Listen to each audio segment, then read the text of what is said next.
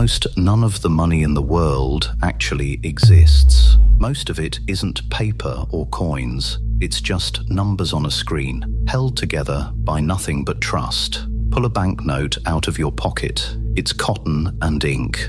It promises you nothing. The dollar hasn't been backed by gold since 1971, when a single president ended it on live television in about 15 minutes. And yet you'll trade your time, your work, your whole life to get more of it. That's the most powerful illusion ever built.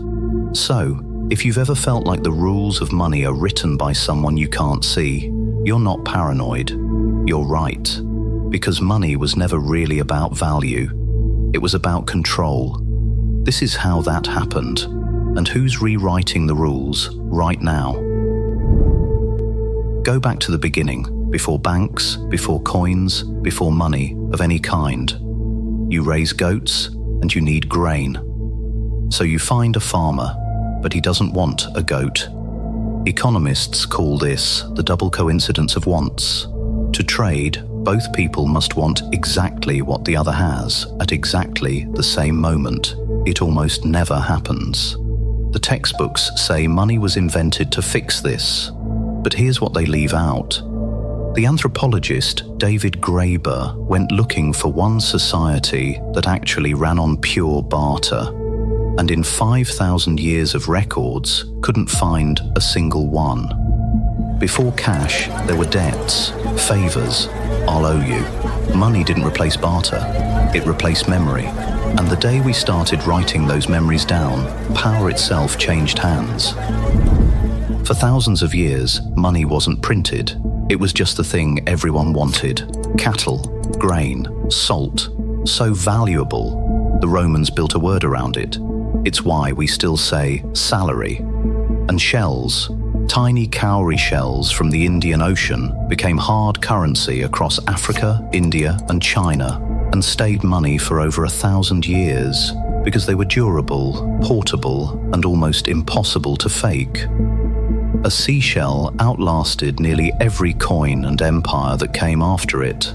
But the strangest money ever used sat on a Pacific island called Yap. Giant stone discs, some taller than a person and heavier than a car. They almost never moved. One even sank to the bottom of the sea in a storm, and its owner stayed rich because everyone simply agreed it was still his. That's the secret hiding under all of this.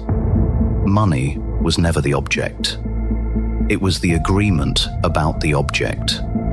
And break the agreement, and the richest man alive is holding nothing. So humans did the one thing that changed everything. They wrote the agreements down. And here's a fact that should stop you cold. Some of the oldest writing ever found isn't poetry or scripture. It's accounting. 5,000 years ago in Mesopotamia, scribes pressed marks into wet clay to record who owed what, receipts for barley, debts, taxes. The British Museum still holds them. They even had a unit called the shekel. At first, just a fixed weight of grain. But clay can't fit in your pocket.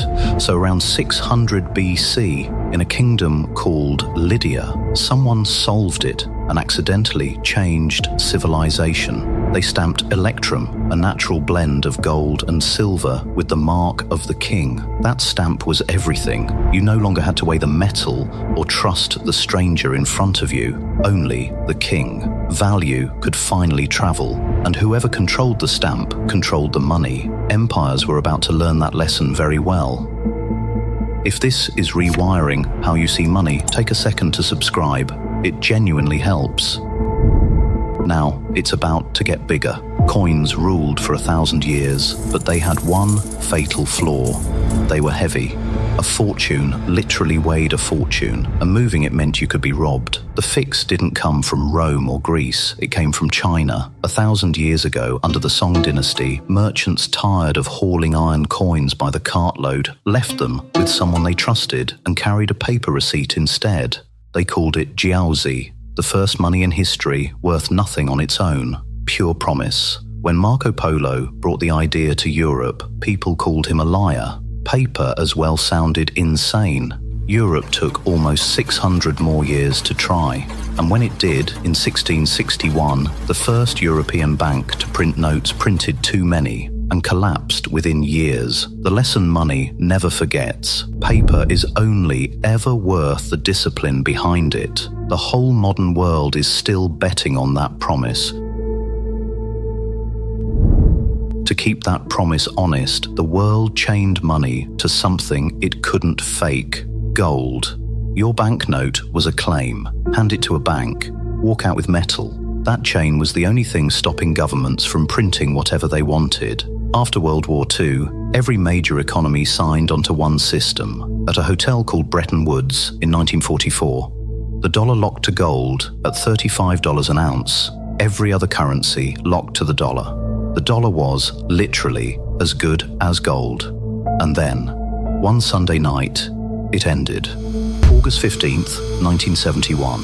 President Nixon went on live television and said the dollar would no longer be traded for gold. He called it temporary. It never came back.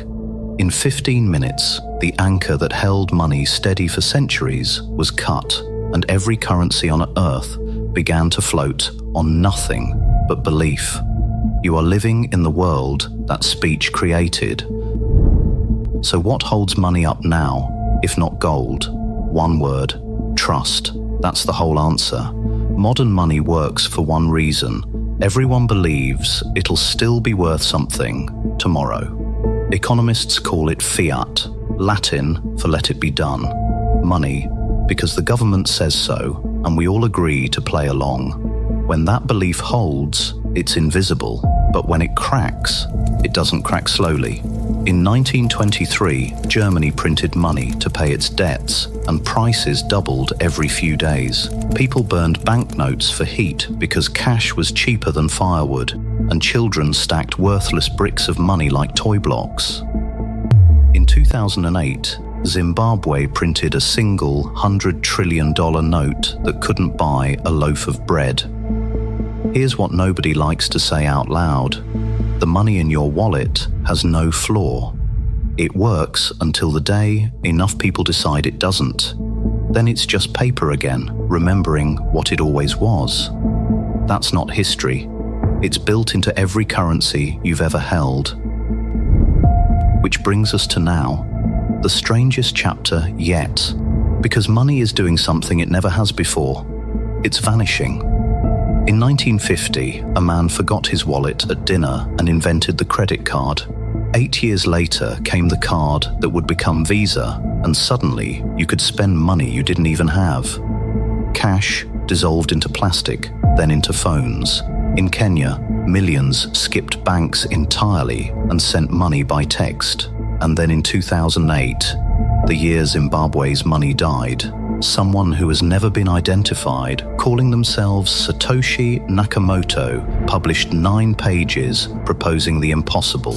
Money with no government, no bank, no center at all, just code, and a public ledger no one could secretly rewrite. They called it Bitcoin. Into its very first entry, they buried a newspaper headline about banks being bailed out, a protest hidden inside the money itself. But governments were watching, and now they're building their own digital money, like China's digital yuan.